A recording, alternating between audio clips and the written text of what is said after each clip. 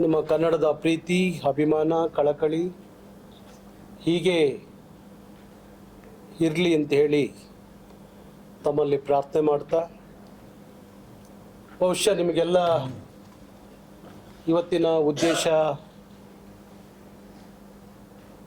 ಏನು ಅಂತ ಹೇಳಿ ಗೊತ್ತಾಗಿದೆ ಅಂತ ಭಾವಿಸ್ತೀನಿ. ಕಳೆದ ಸುಮಾರು 15 ದಿವಸದಿಂದ ಕರ್ನಾಟಕದ ರಾಜಧಾನಿ ನಾಡಪ್ರಭು, ಧರ್ಮಪ್ರಭು, ಬೆಂಗಳೂರು ನಿರ್ಮಾತೃ ಕೆಂಪೇಗೌಡರು ಕಟ್ಟಿದಂಥ ಬೆಂಗಳೂರಿನ ಸ್ಥಿತಿಗತಿ ಏನಾಗಿದೆ ಇವತ್ತು ಕನ್ನಡದ ವಿಚಾರದಲ್ಲಿ, ಕನ್ನಡಿಗರ ವಿಚಾರದಲ್ಲಿ, ಕನ್ನಡದ ಸಂಸ್ಕೃತಿಯ ವಿಚಾರದಲ್ಲಿ ಅನ್ನೋದು ತಮಗೆಲ್ಲ ಗೊತ್ತಿದೆ.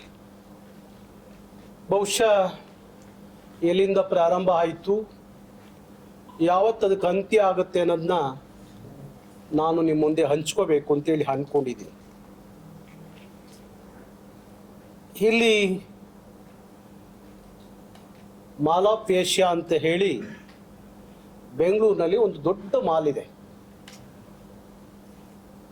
ಆ ಮಾಲಲ್ಲಿ ಒಂದು ಅಕ್ಷರವೂ ಕನ್ನಡವನ್ನು ಬಳಸದೆ ಮಾಲ್ನ ಪ್ರಾರಂಭ ಮಾಡಿದಂಥ ಸಂದರ್ಭದಲ್ಲಿ ನಾವು ಅವರಿಗೆ ಒಂದು ಪತ್ರವನ್ನು ಬರೆದೆ. ಕರ್ನಾಟಕದಲ್ಲಿ ಬೆಂಗಳೂರಿನಲ್ಲಿ ಮಾಲ್ ಕಟ್ಟಿದ್ದೀರಿ, ನೀವು ಮಾಲ್ ಕಟ್ಟಬೇಡಿ ಅಂತ ನಾನು ಹೇಳಕ್ಕೆ ನಾನು ಯಾರು? ಆದರೆ ಇಲ್ಲಿ ವ್ಯಾಪಾರ ಮಾಡ್ತೀರಿ, ಇಲ್ಲಿ ವ್ಯವಹಾರ ಮಾಡ್ತೀರಿ, ಇಲ್ಲಿಯ ಭಾಷೆ ಕನ್ನಡ, ಇಲ್ಲಿಯ ಆಡಳಿತ ಭಾಷೆ ಕನ್ನಡ, ಇಲ್ಲಿಯ ಜನರ ಭಾಷೆ ಕನ್ನಡ, ಇಲ್ಲಿಯ ನೆಲದ ಭಾಷೆ ಕನ್ನಡ.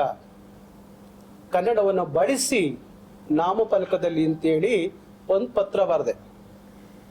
ಕೊನೆಗೆ ಅದಕ್ಕೆ ಉತ್ತರ ಸಿಗಲಿಲ್ಲ.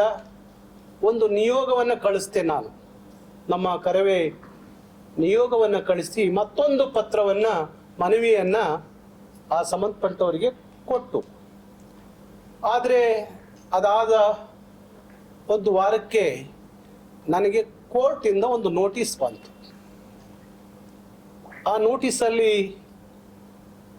ನೀವು 5ನೇ ತಾರೀಕು, ಜನವರಿ 5ನೇ ತಾರೀಕು ಕೋರ್ಟ್ಗೆ ಅಟೆಂಡ್ ಆಗಬೇಕು, ಬರಬೇಕು ಅಂತ ಹೇಳಿ ಕೋರ್ಟ್ ನೋಟಿಸ್ ಬಂತು. ಅದಕ್ಕೆ ಏನು ಸಮಾಚಾರ ಅಂತೇಳಿ ನೋಡಿದಾಗ ಅವನು ಕೆಲವೊಂದು ಪತ್ರದಲ್ಲಿ ಅವನೊಂದಷ್ಟು ವಿಚಾರಗಳನ್ನ ಪ್ರಸ್ತಾವನೆ ಮಾಡಿದ್ದ.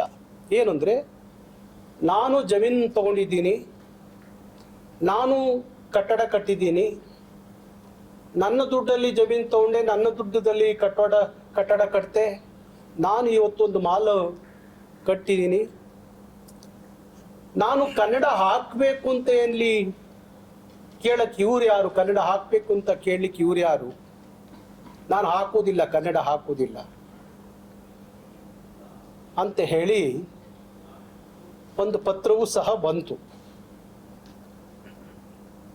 ಆಗ ನಾನು ಏನು ತೀರ್ಮಾನ ತಗೊಂಡೆ ಅಂದರೆ, ಕೇವಲ ಮಾಲ್ ಆಫ್ ಏಷ್ಯಾ ಅಷ್ಟೇ ಅಲ್ಲ, ಕರ್ನಾಟಕದ ಮತ್ತು ಕರ್ನಾಟಕದ ರಾಜಧಾನಿ ಬೆಂಗಳೂರಿನಲ್ಲಿ ಇವತ್ತು ಮಾಲ್ಗಳಿಗೆ ಹೋದ್ರೆ ನಿಮಗೆಲ್ಲ ಗೊತ್ತಿರುತ್ತೆ. ಅದರಲ್ಲೂ ಒಳಗಡೆ ಹೋದಾಗ ಅಲ್ಲಿರುವಂಥ ಸಾವಿರಾರು ಅಂಗಡಿಗಳಲ್ಲಿ ದೊಡ್ಡ ದೊಡ್ಡ ಅಕ್ಷರದಲ್ಲಿ ಆಂಗ್ಲ ಫಲಕ ಇರುತ್ತೆ. ಎಲ್ಲೋ ಒಂದು ಚಿಕ್ಕದಾಗಿ ಹಾಕಬೇಕೋ ಹಾಕಬಾರ್ದು ಅನ್ನೋ ರೀತಿಯಲ್ಲಿ ಒಂದು ಕನ್ನಡವನ್ನು ಬಳಸಿರ್ತಾರೆ.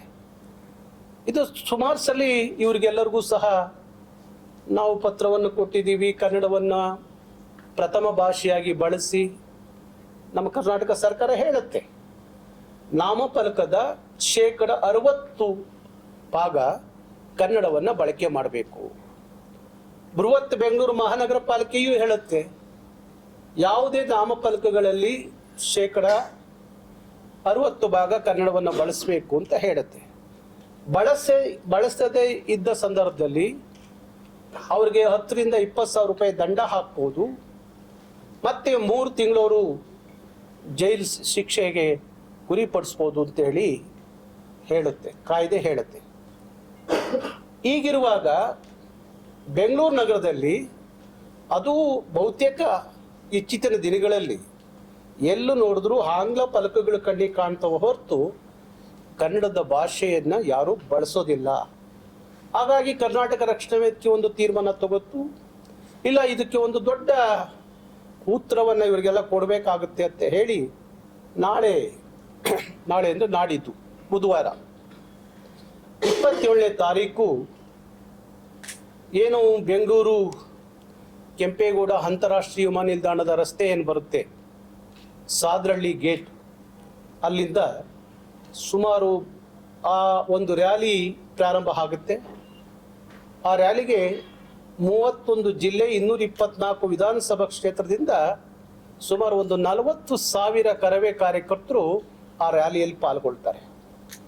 ಅದು ಅಲ್ಲಿಂದ ಹೊರಟಂಥ ರ್ಯಾಲಿ ಮಾಲಾಪೇಶ್ ಅದೇ ರೋಡಲ್ಲಿ ಇರೋದ್ರಿಂದ ಅಲ್ಲಿಂದ ಹೊರಟು Shivajinagar, commercial street, MG road, brigade road, city market ಮತ್ತು ಚಿಕ್ಕಪೇಟೆ ಅಂದರೆ ನಿಮಗೆಲ್ಲ ಗೊತ್ತು.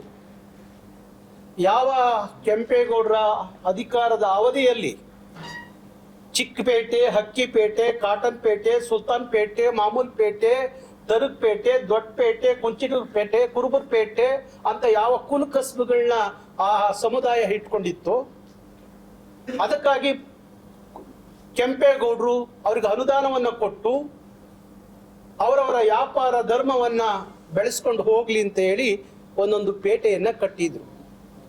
ಇವತ್ತು ಆ ಪೇಟೆಯಲ್ಲಿ ಕನ್ನಡಿಗರಿಲ್ಲ, ಬರೀ ಮಾರ್ವಾಡಿಗಳು, ಸಿಂಧಿಗಳು, ಗುಜರಾತಿಗಳು, ಉತ್ತರ ಭಾರತದ ಹಿಂದಿ ಮಾತಾಡುವಂತ ಎಲ್ಲ ರಾಜ್ಯದ ಜನ ಚಿಕ್ಕಪೇಟೆಯಲ್ಲಿದ್ದಾರೆ.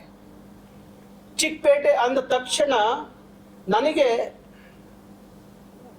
ಮುಂದೆ ಬರೋದೇನಪ್ಪ ಅಂದರೆ, ಇಡೀ ಭಾರತವನ್ನು ಸುತ್ತೋದು ಬೇಡ, ಒಂದು ಚಿಕ್ಕಪೇಟೆ ಸುತ್ತಬಿಟ್ರೆ ಇಡೀ ಭಾರತದ ದರ್ಶನ ಚಿಕ್ಕಪೇಟೆಯಲ್ಲಿ ಆಗುತ್ತೆ. ಅಲ್ಲಿ ಅವ್ರಿಗೆ ಕನ್ನಡ ಬೇಕಾಗಿಲ್ಲ. ಕನ್ನಡವನ್ನ ಇಲ್ಲಿ ಒಬ್ಬೊಬ್ಬ 20 ವರ್ಷ 30 ವರ್ಷ ಮಾರ್ವಾಡಿಗಳು, ಸಿಂಧಿಗಳು, ಗುಜರಾತಿಗಳು ವ್ಯಾಪಾರ ಮಾಡ್ತಾರೆ, ಅವ್ರು ಕನ್ನಡ ಮಾತಾಡಲ್ಲ, ಕನ್ನಡದ ನಾಮಫಲಕವನ್ನು ಬಳಸಲ್ಲ, ಇಲ್ಲ ಇಂಗ್ಲಿಷಲ್ಲಿ ಹಾಕ್ತಾರೆ, ಇಲ್ಲ ಹಿಂದಿಯಲ್ಲಿ ಹಾಕ್ತಾರೆ. ಹಾಗಾಗಿ ಚಿಕ್ಕಪೇಟೆಯಿಂದ ಹೊರಟಂತ ರ್ಯಾಲಿ ಕೊನೆಗೆ ಕಬ್ಬನ್ ಪಾರ್ಕಿಗೆ ಬಂದು ಕೊನೆ ಆಗತ್ತೆ.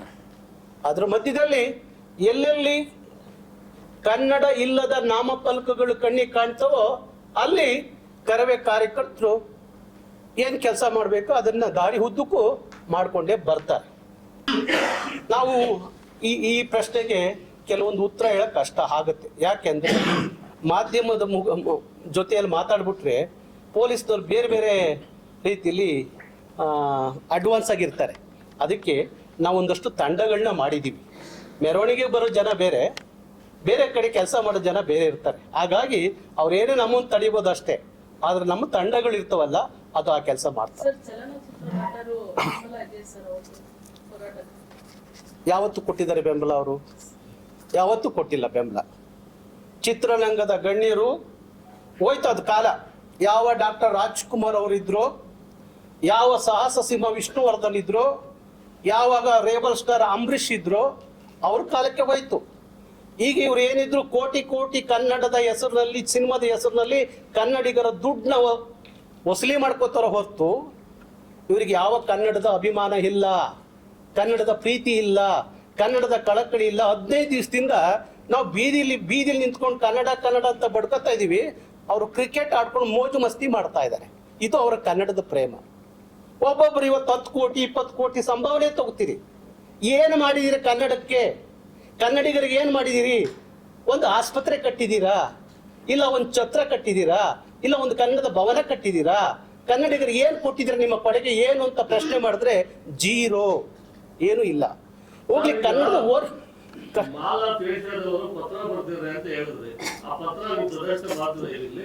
ಪತ್ರನ ಅದು ನಮ್ಮ ವಕೀಲರ ಹತ್ರ ಇದೆ, ನಿಮಗೆ ಬೇಕಾದ್ರೆ ಕೊಡ್ತೀನಿ. ಅಲ್ಲ ಕೊಡ್ತೀನಿ, ಯಾಕೆಂದ್ರೆ ಕೋರ್ಟ್ ಡಾಕ್ಯುಮೆಂಟ್ಸ್ ಇದೆ, ಅದು ಈಗ ಕೊಟ್ರೆ ಕಷ್ಟ ಆಗತ್ತೆ. ಅದೇ ಕೊಡ್ತೀನಿ, ಅದನ್ನ ನಮ್ಮ ವಕೀಲರ ಹತ್ರ ಇದೆ, ಕೊಡ್ತೀನಿ, ನಾನು ಪತ್ರ ಕೊಡ್ತೀನಿ. ಹಾಗಾಗಿ ಕನ್ನಡ ಚಿತ್ರರಂಗದವ್ರನ್ನ ಅವ್ರನ್ನ ಕೇಳ್ಕೊಂಡೆ, ನಾನೇ ಮೊನ್ನೆ ಎಲ್ಲ ಮಾಧ್ಯಮದ ಮುಖಾಂತರ ಕೇಳಿದೆ. ಇವತ್ತವರೆಗೂ ಒಬ್ಬರು ಮಾತಾಡಿಲ್ಲ. ಹಾಗಾಗಿ ನಾವು ಅವ್ರನ್ನೇ ನಂಬಿ ಕೂತಿಲ್ಲ. ನೋಡೋಣ. ಈಗ ನಿಮ್ಗೆ ಬೆದರಿಕೆ ಕರೆಗಳು ನಿಮ್ಮ ಫ್ಯಾಮಿಲಿಗೆಲ್ಲ ಥ್ರೆಟನ್ ಇದೆ ಅಂತ ಹೇಳ್ತಾ ಇದ್ದೀರಾ. ನೀವೀಗೆಲ್ಲ ಡಿಜಿಟಲ್ ಮೀಡಿಯಾ ಎಲ್ಲ ಫಾಸ್ಟ್ ಇದೆ, ಕ್ರೈಮ್ ಎಲ್ಲ ಇದೆ, ಆಗ ನೀವೆಲ್ಲ ಕಂಪ್ಲೇಂಟ್ ಲಾಟ್ ಮಾಡಿದೀವಿ. ಕಮಿಷನರ್ಗೆ ಕಂಪ್ಲೇಂಟ್ ಕೊಟ್ಟಿದ್ದೀವಿ. ನನ್ನ ಮನೆಯ ಪಕ್ಕದಲ್ಲಿರುವಂತ ವ್ಯಾಪ್ತಿಯಲ್ಲಿರುವಂತ ಅನ್ನಪೂರ್ಣೇಶ್ವರಿ ಪೊಲೀಸ್ ಠಾಣೆಯಲ್ಲೂ ಕಂಪ್ಲೇಂಟ್ ಮಾಡಿದ್ದೀವಿ. ನನ್ನ ಕಚೇರಿಯ ವ್ಯಾಪ್ತಿಯಲ್ಲಿರುವಂತ ಉಪ್ಪರಪೇಟೆ ಪೊಲೀಸ್ ಸ್ಟೇಷನ್ ಅಲ್ಲೂ ಕಂಪ್ಲೇಂಟ್ ಕೊಟ್ಟಿದ್ದೀವಿ. ಇನ್ನು ಇವರೆಗೂ ಯಾವುದೇ ಪೊಲೀಸ್ನವರು ಕ್ರಮ ತಗೊಂಡಿಲ್ಲ. ಪೊಲೀಸರು ಕನಿಷ್ಠ ನಮ್ಮ ಪೊಲೀಸ್ ಕಮಿಷನರ್ ಆಗಲಿ, ಪೊಲೀಸ್ ಇನ್ಸ್ಪೆಕ್ಟರ್, ಠಾಣೆ ಇನ್ಸ್ಪೆಕ್ಟರ್ ಆಗಲಿ ಬಂದು ನನ್ನ ಏನು ನಿಮಗೆ ಬೆದರಿಕೆ ಬಂದಿದೆ ಅಂತ ಇವತ್ತವರೆಗೂ ಕೇಳಿಲ್ಲ. ಅದೇನು ಅಂತ ನನಗೆ ಅರ್ಥ ಆಗಿಲ್ಲ. ಯಾಕೆಂದ್ರೆ ಎಲ್ಲ ಪೊಲೀಸು ಮತ್ತೊಂದು ಎಲ್ಲ ದೊಡ್ಡವರ ಜೊತೆಯಲ್ಲಿ ಇರುತ್ತೆ ಹೊರತು ನನ್ನಂಥ ಹೋರಾಟಗಾರರ ಜೊತೆಲಿ ಇರಲ್ಲ ಅಂತ ಭಾವಿಸಿದ್ದೀನಿ.